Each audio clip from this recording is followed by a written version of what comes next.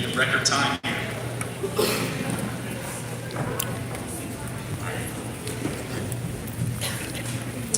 All right, so good afternoon. I am Alex here, and I think this is my 5th year coaching for Community Academy for the soccer program.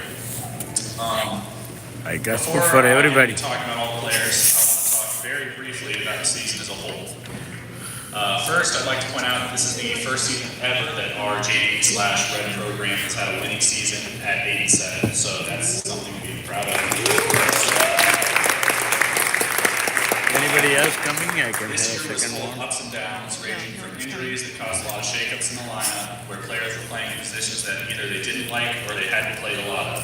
I was probably not the most liked coach during those games. All the way to playing 2 games in a row with stats that drove me absolutely crazy. My example for this is the 2 games near the end of the season where within a span of 2 days we went from beating Milford 2-0 in a game where it felt like we struggled to score, especially if They the give fact that we food had for 33 ice and total also shots. that, right? Not all of them on goal, but 33 total shots taken that game and only scored 2 goals. That's a little frustrating as a coach.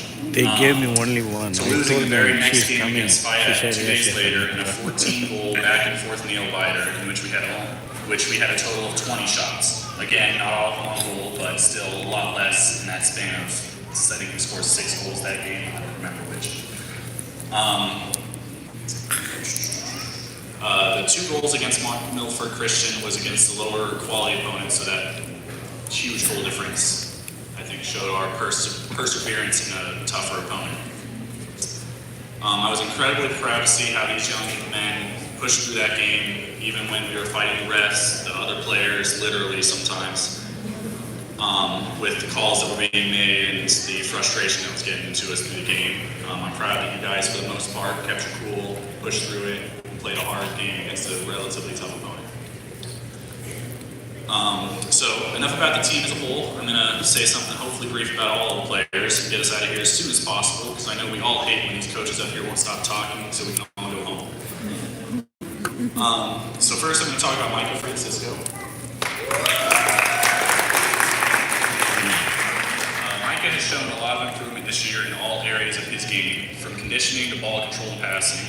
Micah has worked really hard to get better. At every practice, you can see how hard he's working and how focused he is during every drill, including any running that we did. Micah was also mostly willing to play any position I asked him to. The reason I say mostly is because there was one time I asked him how he would feel if I put him in goal, and he responded, "I might not enjoy it, but I can do it if you need me to." Which I immediately responded with, "Okay, no problem, get a drink and I'll put you back in at striker in a few minutes." Fast forward about 5, and Micah was on the line with the penny on, waiting to enjoy his time in the goal. Now, if I remember correctly, I don't think the ball crossed over our defensive half of the field the rest of the game, and I'm not sure if that made him enjoy it more or less, because he was probably pretty bored back there. But nonetheless, thank you, Micah, for your willingness to play wherever I needed you to, and for all the hard work throughout the season.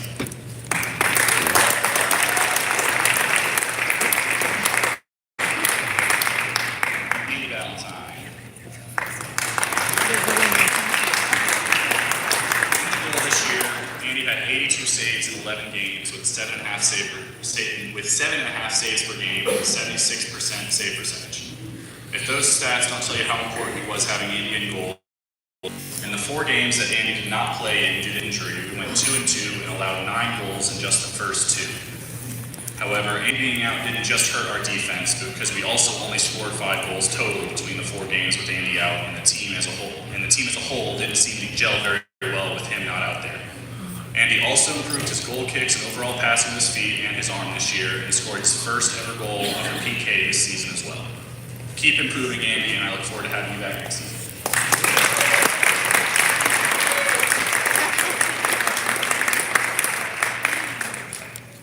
Jake Little. Jake was always working to improve. At the beginning of practices, while the team was shooting on the net, he was normally on the far side of the field working on the smaller parts of his game. He was constantly encouraging his teammates at games as well as practices. Jake has also been working to develop his left foot for shooting, to the point where I think I told him this too, he might be better shooting with his left foot than his right foot. He has good field vision and solid instincts, both offensive and defensively, which came in handy when I had defenders out with injuries and I needed to throw them into the defense. Thank you, Jake, for always working hard, and I look forward to seeing how much more you improve for next season.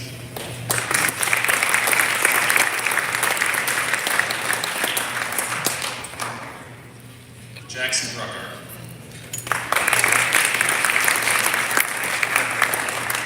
Jackson was one of my center midfielders this year and worked really well with Elijah and Oscar to control the offense from the middle. Jackson has great field vision and passing ability, which made him a great asset for the team. Jackson played all of the offensive positions at some point this season and even played in goal during the Yellow Springs tournament in the summer after Andy had to come out of the game. Jackson was tied for second on the team in assists and tied for third in goals. Thank you, Jackson, for the great season and willingness to play whatever offensive position I put you in, even though you waited till the end of the season to tell me that you liked playing striker with us.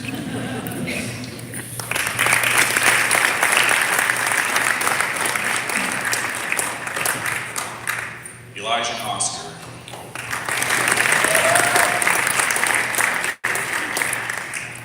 Elijah floated between midfield and striker for most of the season and played both of the positions well. He was aggressive offensively, controlling the ball well through the middle with Jackson, and also working the ball to the wings very effectively to create scoring opportunities for his teammates while also making good runs back through the middle to set himself up for scores. These things helped him tie with Jackson in both goals and assists, which in my opinion, when both of your center mids have identical stats, I think that shows the signs of a pretty solid duo in the middle. Near the end of the season, he was playing so well it was hard to take him out of the game, sometimes even if it was just to get him a quick sip of water, which always annoyed him because every time he came off the field, he would be adamant about how he was not tired while he was huffing and puffing trying to talk to me. Thank you, Elijah, for the hard work and for the way you always seemed to be encouraging teammates while you were on the bench.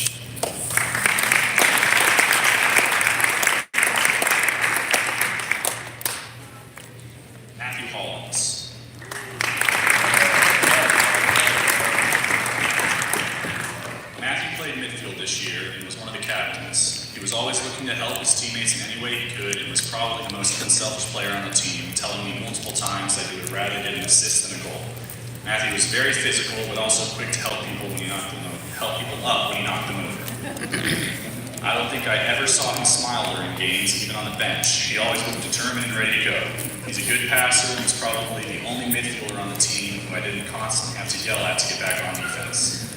Matthew has improved a lot in these last few years, and I look forward to seeing his improvement going into next season.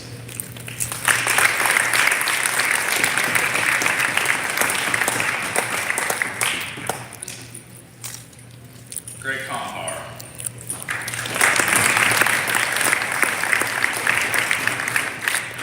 Greg was one of my strikers this year, and I don't think you can convince me that there was a player that wanted the ball more than him. He was always pushing his hardest to get the ball from the opposing defense and was never not running his hardest. The few times that I put him in midfield, he always worked hard to try to slow down opposing wing midfielders, and if the ball was near, you could almost guarantee that Greg wasn't far behind. I remember one of the goals he scored, he took on 4 of 5S defenders in the box, blocking multiple clearing attempts, ultimately leading to him scoring. Greg has shown improvement every year he has played and always worked hard in every situation, never giving up in anything he was doing. Thank you, Greg, for the hard work and dedication you put in the VA these last few years, and I wish you luck in life as you graduate.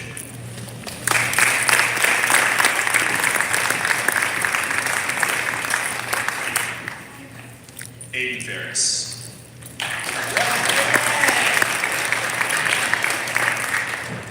Aiden was one of my defensive anchors this year, being able to play whatever defensive position I needed him to.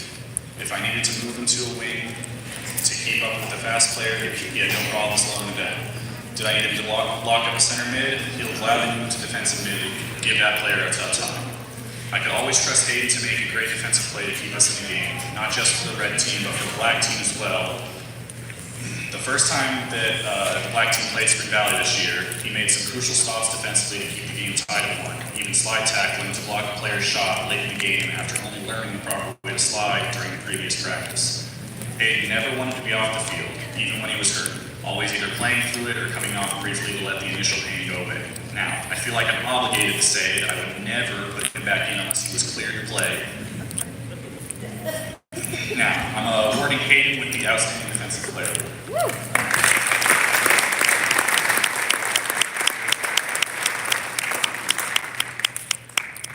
Matt Zion.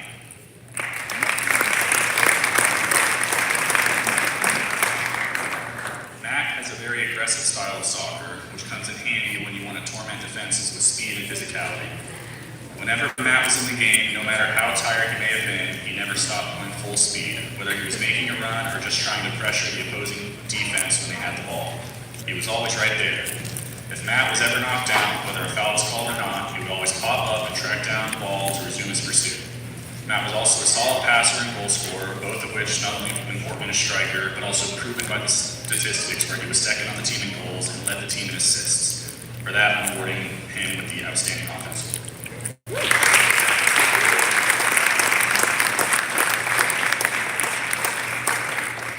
Peter Caldwell.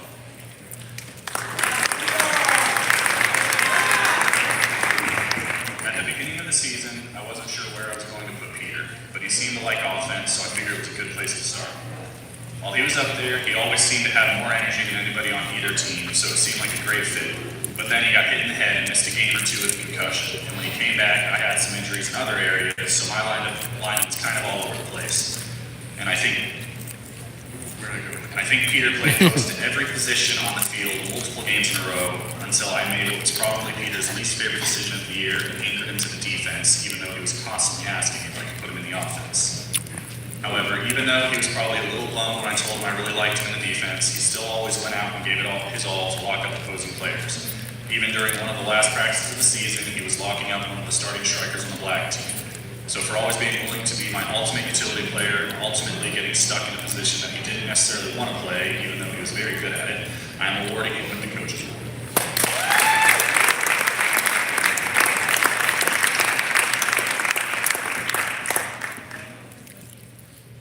All right, Matthew Wood.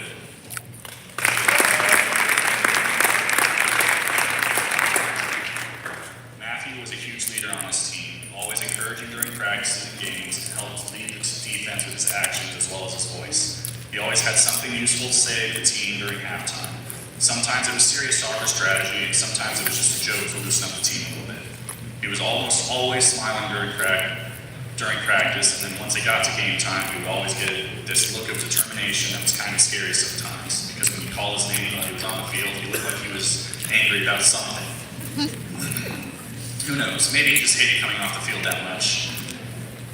Either way, as he hit the sideline, his smile was back on and was straight back to encouraging the team. Win or lose, Matt was always quick to build the team up and never failed to get things quickly when asked. I'm awarding Matt with the leadership award.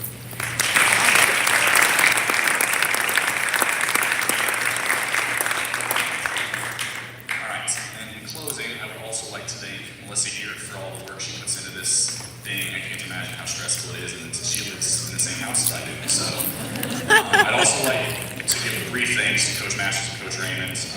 All the coaching they've done. The black team and red team were kind of separated through the season, with the black team coaching on some days with the red team coach. And so we didn't have a lot of interaction between the two teams. But I just huge thank you to them for being able to, as a doctor, come into it as much as possible. And Coach Masters, I think, got a promotion this year, so he was kind of all the time at work. So just a huge thank you to them for all the effort they put into the season as well.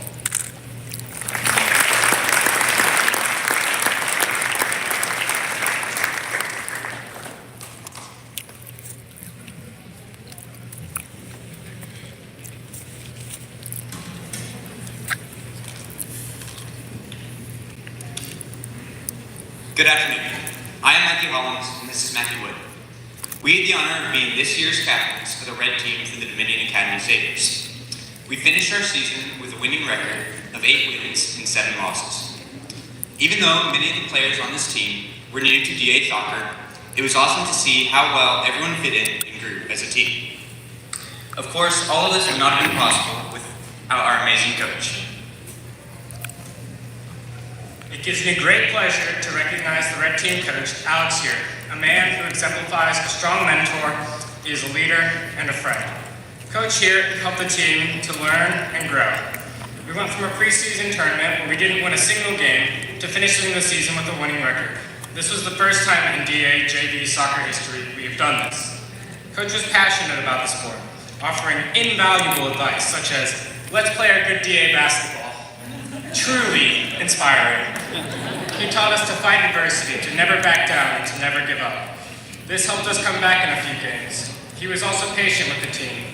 Having a bunch of teenagers on the team is difficult, but Coach rose to the challenge. During practice, he would push us, even when sometimes we felt we couldn't go on. He could have used his time doing anything, yet he chose to volunteer 4 nights a week to lead the team in soccer. This shows his self-sacrificial nature. Alex kept his cool in every game, even when things didn't go the way he thought they should. After the games, Coach would always be willing to talk, whether it was about strategy, or the game, or just movies. Truly, Coach Alex is an example of someone you can look up to as a mentor, friend, and godly man. Thank you, Coach Here, for all the help and coaching you did this year, including all the hours you spent pouring into us. We also would like to thank the additional coaches, Coach Raymond and Masters, who put in so much time and effort into practices in order to help us improve as a team. Thank you to all of our parents for making long trips to drive us and for supporting us during the games. Thank you to Mrs. Here for all your time, scheduling, organizing, and giving tremendous effort for the team. Throughout the season, we had the joy of meeting many new players, and it was truly a pleasure to be their captains. To all whom helped make this season possible, thank you.